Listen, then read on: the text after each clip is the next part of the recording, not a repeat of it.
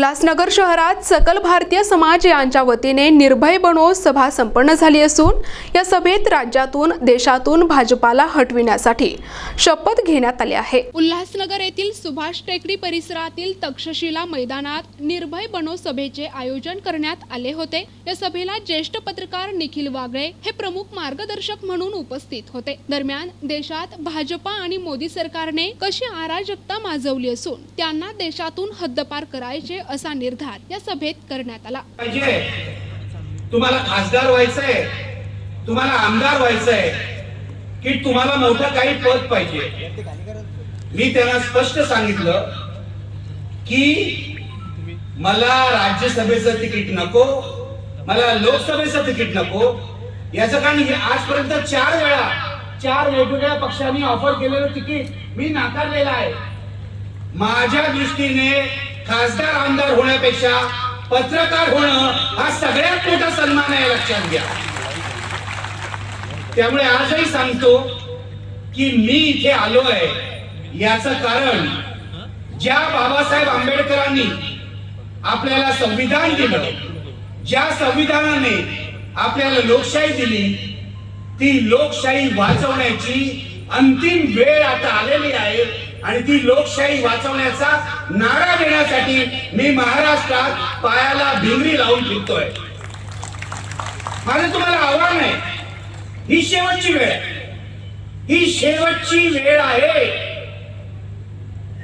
2 निवडणुका 2014 आणि 2019 आपण एका लोकनियुक्त हुकुमशहाला सहन केलेला आहे। लोकनियुक्त हुकुमशाह मी म्हणतोय, जसा रशियामध्ये पुतिन आहे, जसा तुर्कस्तान मध्ये एर्डोगन आहे, अशा हुकुमशहाला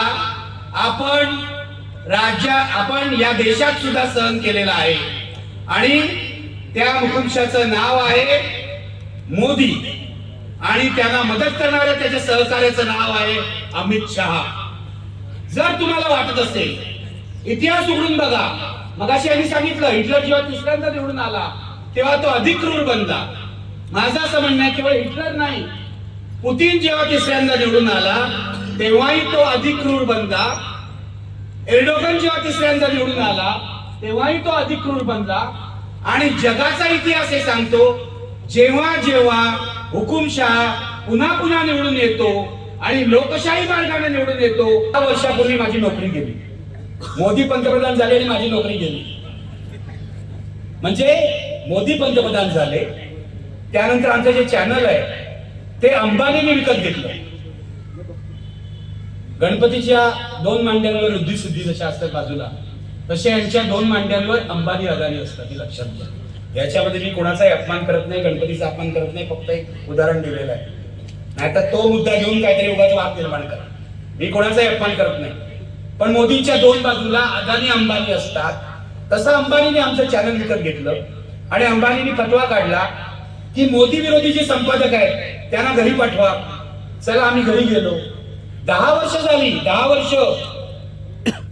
वर्ष चॅनल सोडल्यावर आम्ही आता YouTube वर काय करतो, इतर ठिकाणी काय करतो, इंडिपेंडंट पत्रकार म्हणून काम करतो, फ्रीलान्सिंग करतो, पण तरी सुद्धा भाजपवाल्यांना आम्ही पचत नाही। ते मॅक्स महाराष्ट्रावर दबाव आणतात, लोकशाही चॅनलवर दबाव आणून ते बंद करतात। किरीट सोमय्याने जे काय चाळे केले त्याची चौकशी पूर्ण होत नाही, पण लोकशाही चॅनल मात्र 2दा बंद केलं जातं। आमच्यातले बहुसंख्य संपादक हे लाचार झालेले आहेत, हे मी तुम्हाला सत्य सांगतो। मला लाज वाटते, 45 वर्ष पत्रकारितेत काढल्यानंतर मला या गोष्टीची लाज वाटते। माझा व्यवसाय हा सडलेला आहे हे सांगायचे, पण काही माणसं अजून रवीश कुमार सारखी आहेत या व्यवसायामध्ये, काही माणसं किरण सारखी आहेत, आणखीन काही लोक आहेत जे एक एक करून लढाई लढत असतात आणि जोपर्यंत शेवटचा माणूस रणांगणात उडेल तोपर्यंत ही लढाई चालू आहे, तोपर्यंत ही लढाई चालू आहे। म्हणून तुम्हाला सांगतोय, फॅसिस्टांचा फेरा येतोय, फॅसिस्टांचा 3रा फेरा येतोय। या फेऱ्याला विरोध करण्यासाठी मी आज इथे उल्हासनगरात डॉक्टर बाबासाहेब आंबेडकरांचा प्रभाव असलेल्या गावामध्ये आलेलो आहे। मला तुमची साथ हवी आहे आणि फक्त ऐकण्यासाठी नको, यापुढे निर्भय बनवचे आपण एक स्वयंसेवक आहोत असं समजा किंवा कार्यकर्ते आहोत असं समजा आणि घराघरात फिरायला लागा. NTV news Marathi, Ulhasnagar, Thane.